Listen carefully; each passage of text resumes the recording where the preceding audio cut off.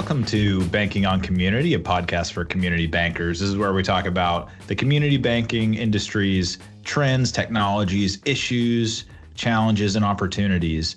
I'm Saxon Prater. And I'm Tara Schultz. I just want to know where your sweatshirt is from last time. That's what we need. That thing sold every it on time. the black market. I just want to know why I didn't get the cute quarter zip memo. Look at you two. Yes, exactly. Well, Wow. It's just a wavelength thing. We just knew. Yeah. You just knew. I'm not there yet. I'm Brett Glover. Happy New Year. Happy to report. I did not let my kids open their presents early, but we did agree as a family this year on a complete thrift store Christmas, all secondhand, and or support local business only. It was absolutely fantastic. My kids are a little bit older, and so it was really their suggestion. But it was really cool, as well as it is a fun process to find gifts for your 21-year-old and 18-year-old in nothing but thrift stores and antique stores. So anyway, if anybody wants to try it next year, report back and let me know how it goes. But I hope you guys had a great Christmas and Happy New Year. Thank you. You as well. Happy New Year. I like that idea. A very happy Thriftmas. All right, today we'll be continuing our discussion about the 2025 Banking Priorities Executive Report. So just as a reminder for all of you listening, this is CSI's yearly research initiative where we ask bankers across the country about their strategic investments, priorities, technologies, concerns, and really just get a look at where their head is going into the new year. And we had a lot to cover last time, and so much so that we are going to continue that discussion today with a little bit more of a deep dive. So last episode, we talked about bankers' strategic priorities overall, top issues and technology trends. Today, we're diving into their planned technology investments and also a few little specific areas. So I want to start with the technology priorities for 2025. So we had efficiency drivers, data analytics and reporting, commercial banking, and small business banking as the top priorities. So the thing that stands out to me is, as far as efficiency drivers, is that artificial intelligence, as we discussed last time, is one of the top technologies that we think is going to be moving the industry. And it's not exclusive to community banking by any means. We see it all over the place, right? For the second year, AI was named the most impactful technology trend. But one thing that I noticed that I found pretty interesting that I would love to ask you both about, AI for customer service. So this was an area that last year, I remember one of the takeaways was that it was still in a kind of wait and see phase. We're trying to figure out whether or not we feel comfortable enough using it for anything that is customer facing. It increased this year from 86% to 90% saying that they were looking into using AI for customer service. And that's kind of consistent with what I've read at other reports. Celent, the analyst firm, they said that 68% of banks plan to launch customer-facing services using Gen AI in 2024 or 2025. So let's just talk about that a little bit. Like, what does that look like?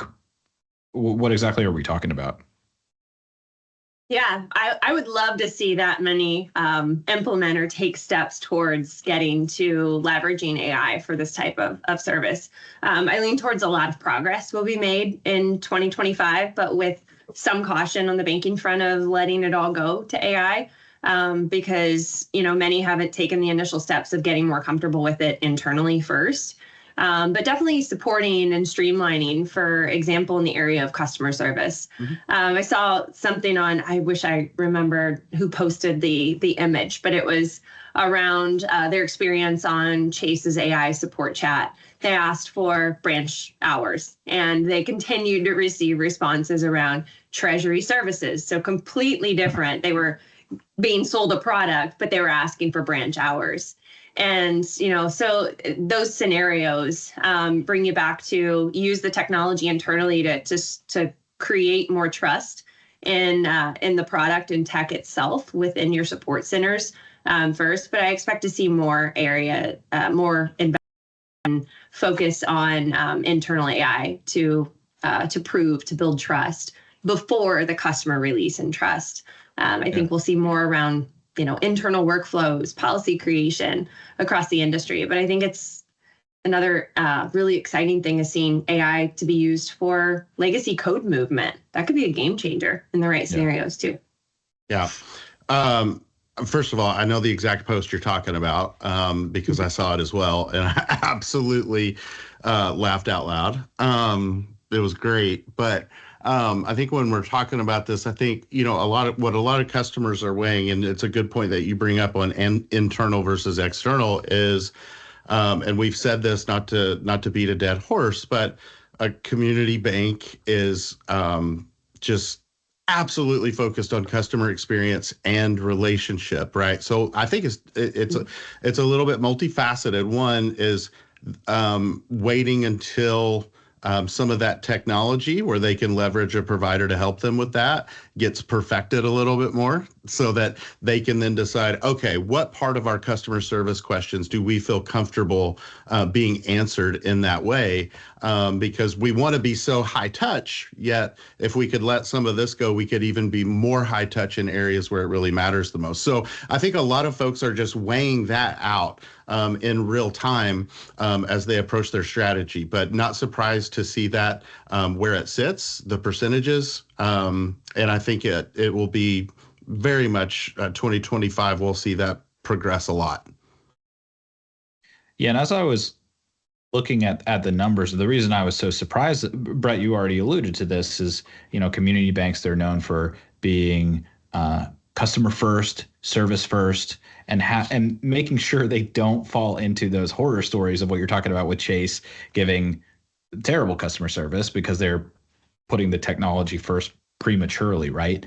But then I started thinking about it, and with generative AI, it doesn't necessarily even have to be those customer facing chats. Like there are other ways that you can use it to support your overall customer service that might be in the actual branch, whether it's compiling meeting notes or tracking down things so that it's just easier to give answers. Do you think there's anything to that? Do you think that could be what some bankers are thinking too? Yeah, I think that's definitely something that's in consideration and being looked at. I think, where you will continue to see that develop and come to fruition more quickly is how those strategies actually begin to roll out to market.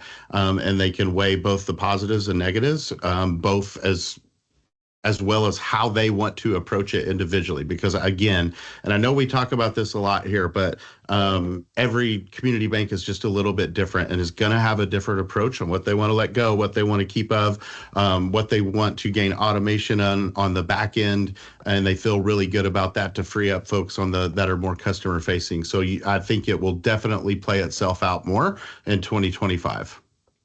One thing that we hear about is using AI for data consolidation and being able to take kind of actionable steps from data. So all this data out there, every time somebody does something, that is a data point, but how do you make sense of it? How do you use it, in an actionable way? So from both of your perspectives, how should banks be leveraging data? How can they use all this data? Yeah, I think it starts with knowing how your customers are banking with you first and foremost, and with others, how they're banking with others. It's key to earning that growing wallet share. If you are, for example, unaware that significant dollars are flowing out to a brokerage, or that your customer is accepting and making payments for a small business and essentially running an entire small business out of their consumer account, what a missed opportunity for you and for them. All of that allows for much more personalized and effective targeting, personalized recommendations, and real-time engagement that is both accurate and actionable with customers. Yeah, I agree. And I think it's important here to point out that those tools are not anything new. I mean, I know that the hype around and the, all things AI has picked up so much steam over, the past 18 to 24 months.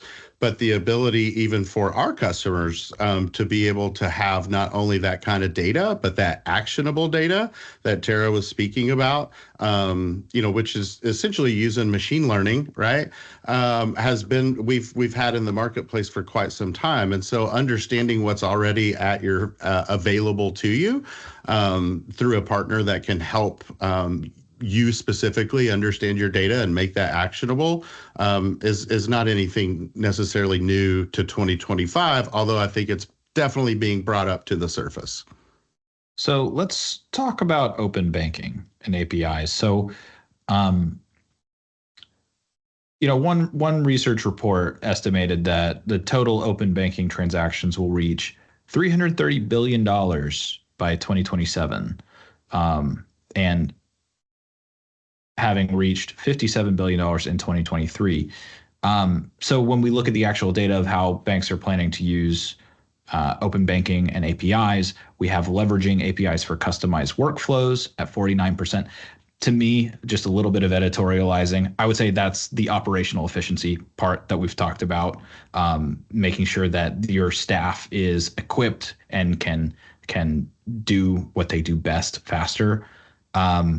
Moving down the line, we've talked about banking as a service with 17% of the overall vote for strategic priorities, as well as APIs and open banking in general. So what are both of your thoughts on how banks are leveraging APIs? Yeah, when it comes to APIs, I think there's certainly no one-size-fits-all strategy, and that's even more so with banking as a service that we've talked about. But I will say I've been thrilled to see the growth that we've seen on API utilization across over half of our customer base, as that really shows innovation and not stagnancy. Banking as a service, it's not for everyone, but if it's not for your bank, what is that strategy to compete, to expand, to remain relevant in the years ahead? And I personally love in my career surrounding myself and our CSI teams and coworkers with the right companies and associations that are really in the fight to keep community banks, keep community financial institutions relevant for the decades to come, because it truly isn't a time to keep your doors shut, business as usual kind of environment. That's a short game. So if it's not banking as a service, what kind of problem are you solving for the market niche that you're going after, and how will you do it better than others can in the market? Yeah, I think you're spot on. I think I have been pleasantly surprised at community banks embracing of that technology, specifically APIs, and not just like what a provider like us, for example, or other providers are developing for them, right? Whether that's their in-house systems and integration with a third party that then the bank can leverage. But the number of banks that are now ingesting APIs themselves, right? And they have their own tools. They are pulling data. They are looking at that. They're using it to create their own RPA type things or workflow automation, as well as bringing in a new provider or considering a new partner that they would like to leverage, and proactively having those conversations with them of, okay, well, I know my core provider is API friendly, API first. Are you right? Or even embracing working with a system integrator, right? Which there's no shortage of those out there. So the embrace of that, I think, has been very well received. And the folks that are doing that, looking at that and making it a part of their regular strategy are making giant strides. Yeah, I love seeing that hockey stick every quarter of more and more API growth. We don't look at that from our perspective. That's not our internal product to product. That's customer use of APIs, and that's awesome. And we don't have time to get into it, today fully on this piece, but I think it's important to highlight that I think some of what has kept some community banks specifically away from exploring that further is thinking, I don't have the resource on staff to develop that technology. I mean, the short answer for right now today is you don't have to, right? And that's the beautiful thing about what folks like what we've brought into the ecosystem and can provide and can educate on. But I just don't want that to be, a showstopper, if you will, for a bank that's out there who hasn't yet and is going, well, I'd like to do that, but I can't. We need to have some conversation. One of the purposes of open banking is bringing in these new technologies, and one thing that we're seeing increasingly is a move towards we've talked about digital banking a lot for years, and I'm noticing a little bit of a shift where there's a little bit more talk about digital engagement. So ways to we now know that most customers would like at least a digital component of their banking experience. And so the question is, how do you engage those customers? And when we look at the report itself, it says that 44% said that they wanted to expand self-service capabilities and automation. Another 42% said account opening and onboarding. And I should say for the listeners, you could select the top 3 here. So if you think the math isn't mathing, that's how we can have just 2 options taking 80% seems like. So there's an emphasis on both acquiring these new accounts, making it easy for them to onboard, but then also to engage with these customers, to keep them active, to keep them active. Tara or Brett, could you say a little bit more about how consumers' expectations have shifted and how that is determining banker strategy here? Yeah, it's not digital to customers anymore. It's banking. We've talked a little bit about this previously.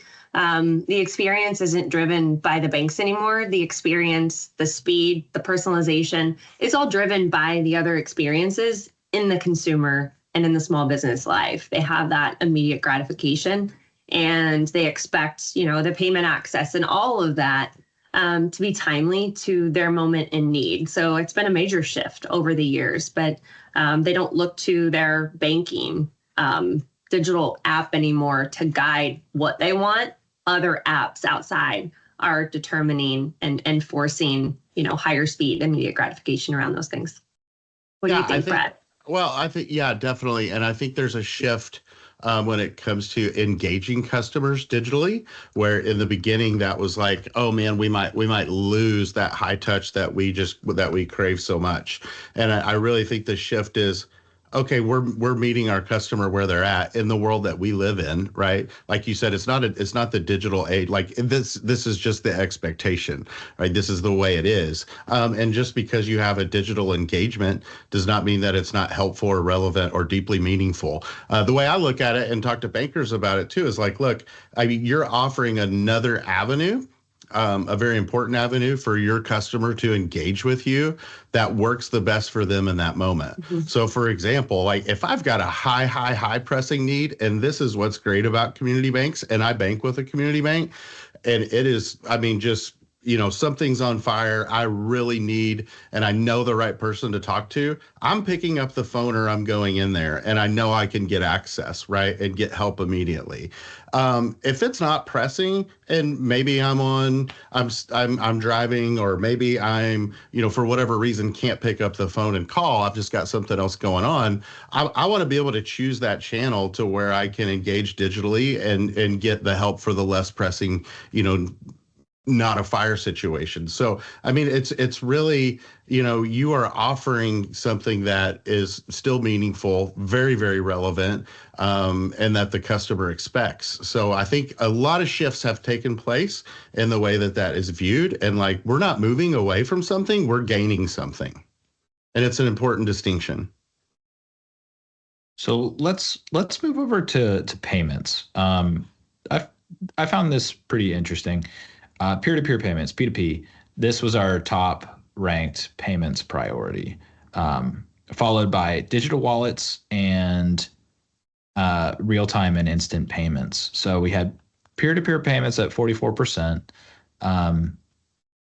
This slightly improved from last year. It seems to be more of a focus. Um, and is this just a sort of an outgrowth of requests from customers? They want to be able to immediately pay their friends, do the kind of similar to like the Venmo experience, but with their actual institution? Or is it the opposite, where it's bankers trying to get ahead of these other trends that are happening in the market? It's reaction to expectation of they see the data that's happening. The customers are going to find a way to move this money via other channels as well. So they know they need these tools to be relevant. So much money is moving outside via Venmo, PayPal, all of the other channels. So playing a part of that important ecosystem is absolutely critical. I think as they think about modern payments and banking needs holistically, it's no surprise the importance and use of digital wallets. That's on the rise as a massive consumer preference and demand. And it's not just push provisioning anymore. It's not just finally getting it into Apple Wallet, but it's full-scale digital issuance to get your customers fast access to shop online as well. No secret, you mentioned RTP. The adoption of that is accelerating. We have instant settlement, that's eventually becoming the new standard. That instant gratification, it's everywhere in our lives, especially the younger generation, especially my son. When I send him money, he thinks I'm poor if it doesn't get there instantly. But eventually that'll seep into more and more banking experience holistically. Yeah, the P2P one's always interesting for me. And I think, one piece of that we didn't mention that's driving that too is, let's not forget that there still are some folks, and I wouldn't even necessarily characterize it by generationally, that have been exposed to P2P, or they've received one, they've never used it themselves, but they are leery of someone that they don't have a relationship, right? And so they would rather have that offering through their trusted financial institution, their community banking partner, than they would a provider that is scary to them, is the simplest way to say it. So I think that is a part of it as well, that is probably driving some of those results there. Yeah, and as we look at the entire payment ecosystem, you mentioned RTP. We've seen a tremendous amount of growth with our FedNow launch there. There's a rise in banks across the industry on RTP. I think they have over 31 million transactions in October, and FedNow's exceeded over 1,000 financial institutions. But TCH just announced a big limit increase in the individual transaction limit, which is going to be a game changer for industries that are using wire functionality today for real estate and large merchant settlements and really business liquidity overall.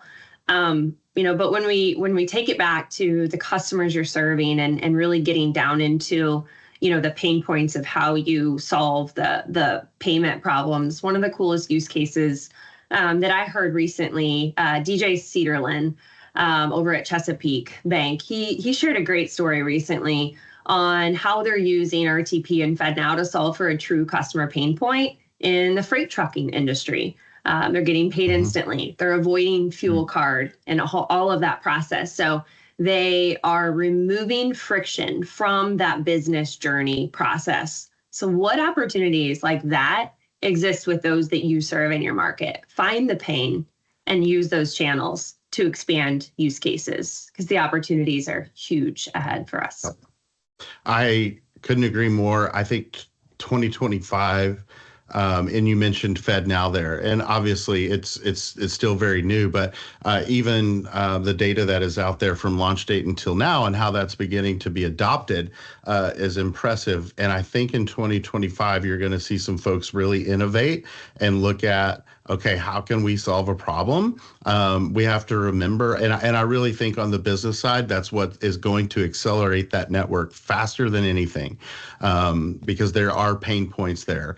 And when it comes to the consumer, I just think sometimes we're in the industry, we live in this day to day, right? This is what we do. But your average consumer out there isn't walking into a bank and say, "Do you offer FedNow payments?" It's just it's not going to happen. They're going to walk in and say, "Do you have a secure way for me to send money instantly, to friends and family, or something of that nature, like I can do through or other people do through other providers, but I'd rather do it through you." I think that is going to continue to develop in 2025 and at a rapid pace. Yeah, you see this across the board where it's your consumers' experiences in one area informs their expectations in others. So it's essentially like it's the Netflix, the Amazon effect, essentially. And we already talked about it in digital. So consumers expect easy access to their financial institution via digital. The same is true in payments. If they've experienced it in one place, the question is always, why isn't it also here? So I think what you all are saying about reducing friction, but also giving them what they expect, makes perfect sense, and it makes sense why these ranked so highly this year, beating out several other categories of payments. If we switch over to lending, this is another huge topic in the industry. I want to talk a little bit about automation. So automation in lending was a pretty popular priority this year, and to some extent it has been in past years. We've seen that traditionally in lending, there can be all these disparate pieces that need to be kind of aligned or unified in some way. It can take time. And then you have the customer that is waiting on receiving that loan. But could you all tell me a little bit more about what you're hearing from banks about those customer expectations in lending and really what they're doing to meet them? Yeah, like we talked about the automation and speed as it relates to payments, but that's no different in the area of lending. Community bankers, they're all about relationships, but technology still plays a vital role in that. Technology is a tool in the toolbox that is leveraged to really drive, improve customer relationships. So too often kind of technology gets in the way rather than truly supporting community bankers, but incorporating process automation throughout the lending process can be an effective tool in that toolbox that, improves their productivity. It strengthens the customer relationship as well as their experience in gaining that credit. But we recently did a case study with one of our customers in St. Louis, Royal Banks of Missouri, and the Hawthorne River solution that took that tool, the technology, the workflow, the automation, and the API functionality that took a commercial loan from 2 hours that their banker was doing down to 20 minutes. So think about that time that they were able to really sit down with that customer and spend other ways building the relationship. And it wasn't about frustrating technology in a lengthy 2-hour process of take it, scan it, move it, do all of this. It was 2 hours to 20 minutes, and they can focus on the customer. That's huge, and that's what we need more of. Yeah, I can't really say it any better than that. Because at the end of the day, it is about servicing the customer and the tools that you can provide your team. If you're a banking executive, to say, okay, here is a way that we can embrace that and do that. By the way, that is the digital transformation journey. I couldn't agree more with what Tara said. I've had several customers leverage Hawthorne River with astounding results of taking some very complex, antiquated, and very time-consuming processes and reducing that in drastic measures by leveraging technology. And it's very impressive what folks have been able to accomplish in that area.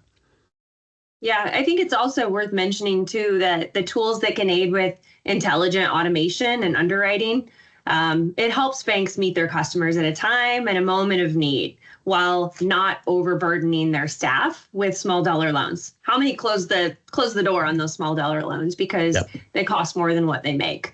But how many times do consumers have that bridge need, and meeting them in a time of need, that really goes a long way when it's underwritten safely, intelligent, automated, and doesn't place a burden on the bank too. So it's a win-win for the customer and the bank. And in one place, by the way, and not 5 different platforms. Yes. Yeah, that makes a huge difference. And it's great to see that these community financial institutions, they're moving in the direction of efficiency. They're making these investments, and ultimately they're going to be able to serve their customers better and faster.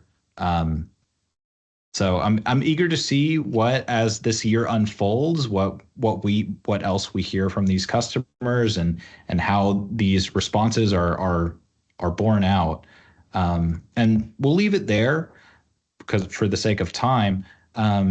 But I appreciate both of you chatting with me again through this Banking Priorities Executive Report. It's always very informative. Thank you, listeners, for joining this discussion. This, as I mentioned, this is our second one, and we've still just scratched the surface of all of the data in this Banking Priorities Executive Report. Highly, highly recommend you go check that out on our website. It's at csiweb.com. As a reminder, you can also subscribe to this podcast wherever you get your podcasts. You can see our faces on YouTube. You could go back to last month's and see us in our holiday wear. So if you didn't know what Brett was talking about at the beginning of this episode, you'll definitely want to see Tara's big reveal. And then finally, don't forget, you can submit questions via the hashtag BankingOnCommunityPod, or send your questions to @CSI Solutions on X or CSI on LinkedIn. So with all of that, thank you all for listening, and we'll see you next time.